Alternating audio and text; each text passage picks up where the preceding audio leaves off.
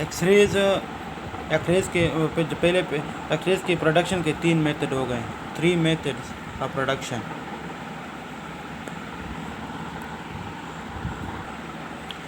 अब देखिए जी, production x ray production मतलब एक्सरे को हम कैसे प्रोड्यूस कर सकते हैं, उसके हमारे पास 3 मेथड हैं, जो कि एक रोइंजर मेथड है, ये थोड़ा पुराना मेथड है, कदीम। इस पर काम करना ख़र्चा ज़्यादा होता है, मतलब मेहनत ज़्यादा लगती है। और दूसरा कॉलेज मेथड, हम इसको डिस्कस करेंगे। कॉलेज मेथड एक आसान मेथड है एक्सरेज को प्रोड्यूस करने का। अब देखिए कॉलेज ने एक्सरे को प्रोड्यूस कैसे किया।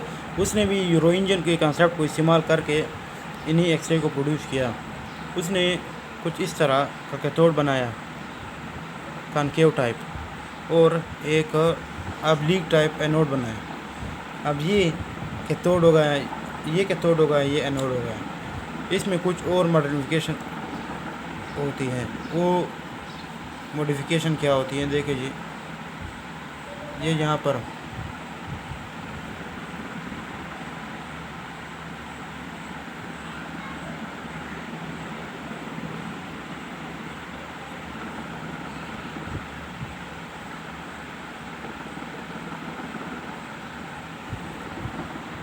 ये एनोड हो गया जी। ये जो है इसका वाटर कूलिंग सिस्टम है,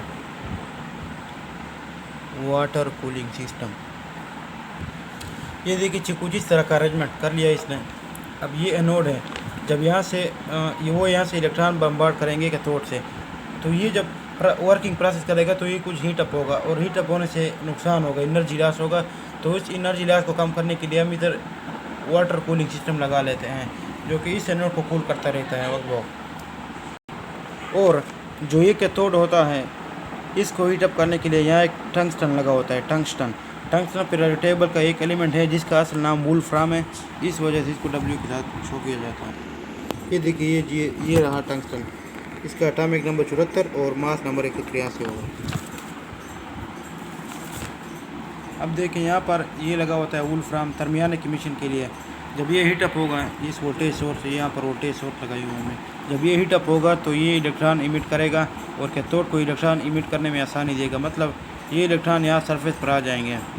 देखिए जी, इलेक्ट्रॉन यहाँ पर सरफेस पर, ये सिर्फ ये इतने इलेक्ट्रॉन नहीं होंगे, अरबों करोड़ों होंगे। ये तो ऐसे हम बना रहे हैं। देखिए जी, यहाँ पर आ गए सरफेस में। अब जब मैं इस सिस्टम को वर्क में लाने के लिए वोल्टेज सोर्स कनेक्ट करूँगा, कौन सा वोल्टेज सोर्स? वोल्टेज सोर्स जो होगा वो बहुत हाई होगा, 50 किलोवाट से लेकर 50,000 किलोवाट से लेकर 10,000 किलोवाट, लाख किलोवाट तक, और अप टू सो ऑन। ये देखिए जी, मैंने 2 वायर खींच लिए, एक वायर मैंने कैथोड से खींच लिया और एक वायर एनोड से।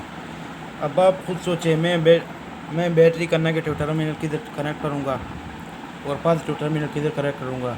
मतलब ये आपके पास एक EGS वाली बैटरी है,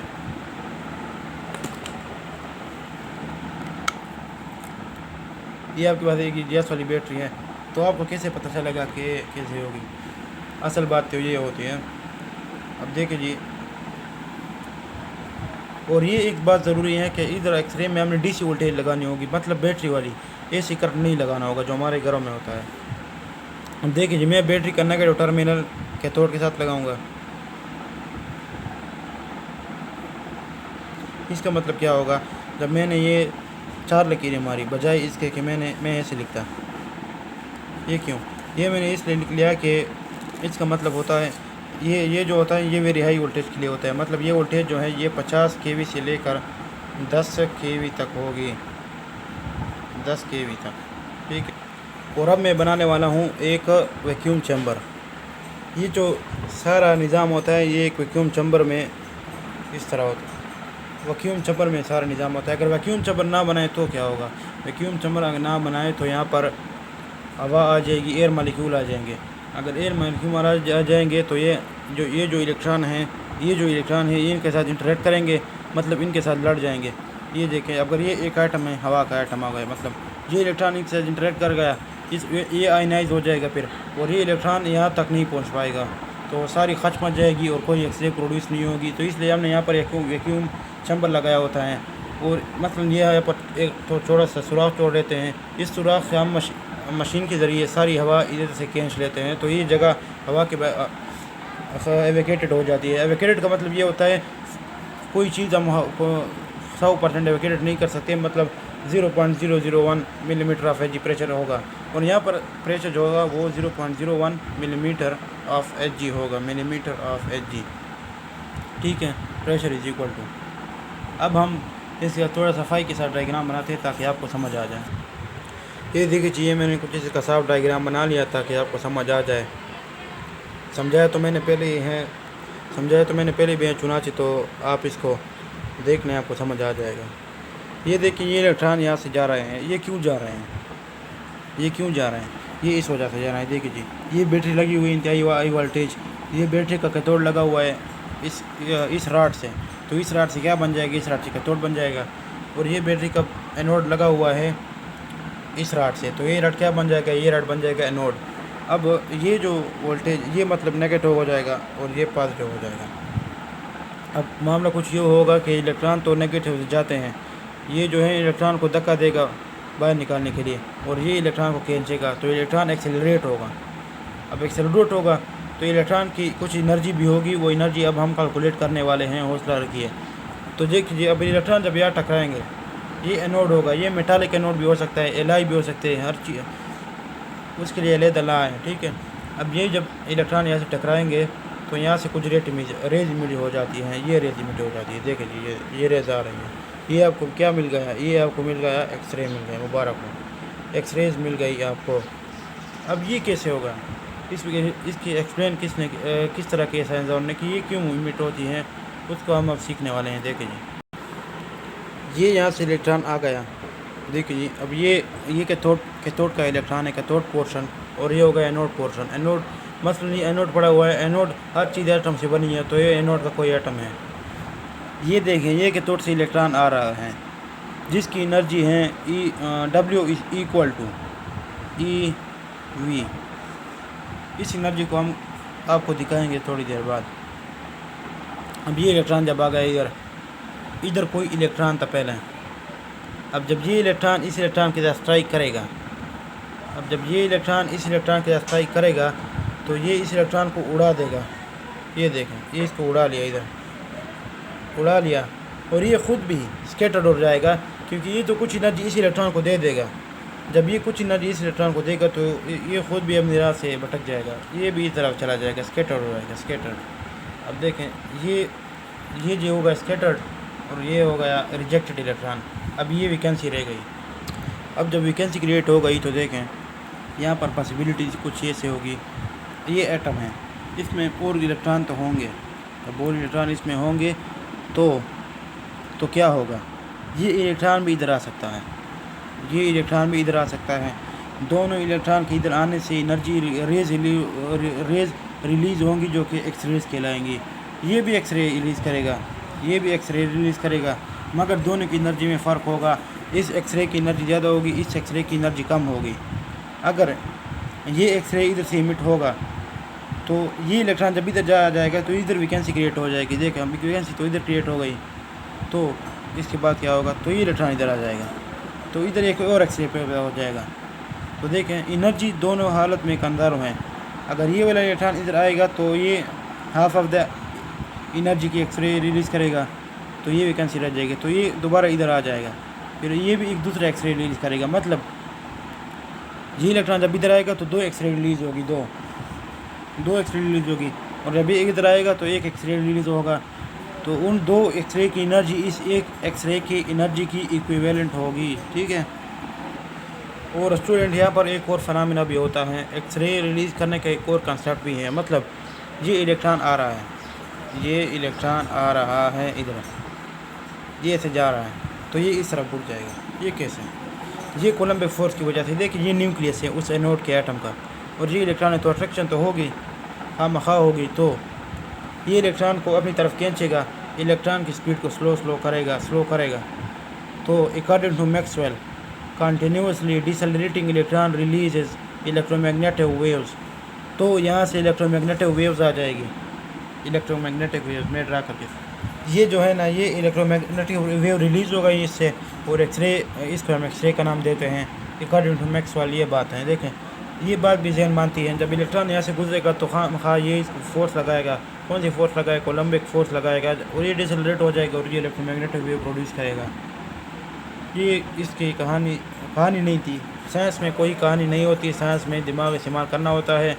अब जब मुझसे समझने बैठे तो अपना दिमाग खोले, ना कि अपने कापी और पेन। अब देखिए मैं इसको थोड़ा मैथमेटिक्स आपको समझाऊंगा कि इस इलेक्ट्रॉन की एनर्जी कितनी होगी, ये जो एक्सरे रिलीज होगा इसकी एनर्जी कितनी होगी। एनर्जी कैलकुलेशन हम करेंगे। अभी देखिए एनर्जी कैलकुलेशन। देखिए जी, आपके पास एक कैथोड था,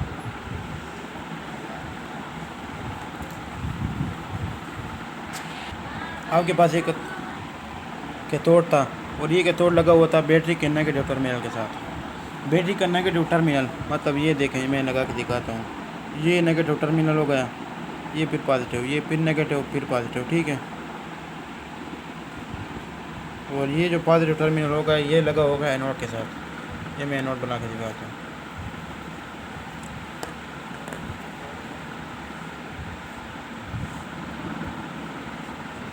देखिए एनोड बना के दिखा दे, ये होगा एनोड। अब ऐसे काम यहाँ पर होगा। ये जो वोल्टेज हो, ये वोल्टेज कितनी होगी, 50 kV से लेकर 10 kV तक हम लगा सकते हैं, ठीक है। Voltage direct proportional to the energy of phase, ठीक है। अब ये जो इलेक्ट्रॉन होगा ये दरमियाना कमीशन होगा, यहाँ से हीट की वजह से प्रोड्यूस हो गया। अब ये जो एक्सेलरेट होगा इसकी वजह से एक्सेलरेट होगा, इस बैटरी की वोल्टेज की वजह से एक्सेलरेट होगा, ठीक है। ये जो एक्सेलरेट होगा ये बैटरी की वोल्टेज की वजह से होगा, ये मोशन बैटरी की वोल्टेज की वजह से होगी, ठीक है। अब हम कुछ कैलकुलेशन करने। अब जब इस इलेक्ट्रॉन की एनर्जी बैटरी की वोल्टेज की वजह से होगी तो हमें फार्मूला एक पता है कि potential difference is equal to work done per unit charge, ठीक है। Work done per unit charge. मुझे यकीन है कि आप ये फार्मूला बखूबी जानते होंगे। ये देखें फार्मूले को ज़रा गौर से देखते हैं। इसी फार्मूले में मैं पुटिंग करूँगा। मुझे ये चीज़ चाहिए इलेक्ट्रॉन की, मैं पुटिंग कर लूँगा। यहाँ पर जो चार्ज हैं वो इलेक्ट्रॉन के इक्वल है, मतलब जो चार्ज इलेक्ट्रॉन पर होता है, ठीक है। और W जो है वो एनर्जी की इक्वल है, मतलब अब एनर्जी और अब तो एक चीज़ है।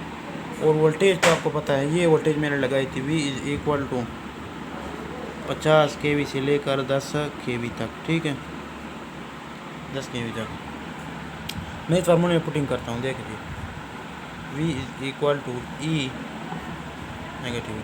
मुझे चीज़ क्या चाहिए, मुझे ये वाला चीज़ चाहिए, ठीक है। अब देखिए जी मैं क्या कर लूँगा, मैं ये एक काम कर लूँगा, मैं E को बोथ साइड मल्टीप्लाई कर लूँगा। E को both side multiply, E multiply by both side, तो ये E भी हो जाएगा और E डैश बाई E ये हो जाएगा कैंसिल। और हमारे पास इक्वेशन आ जाएगी E energy of electron is equal to charge on electron into the voltage applied, ठीक है। ये हो जाएगा आपके पास एनर्जी ऑफ इलेक्ट्रॉन, ठीक है। ये कैलकुलेशन हमारे पास हो गई।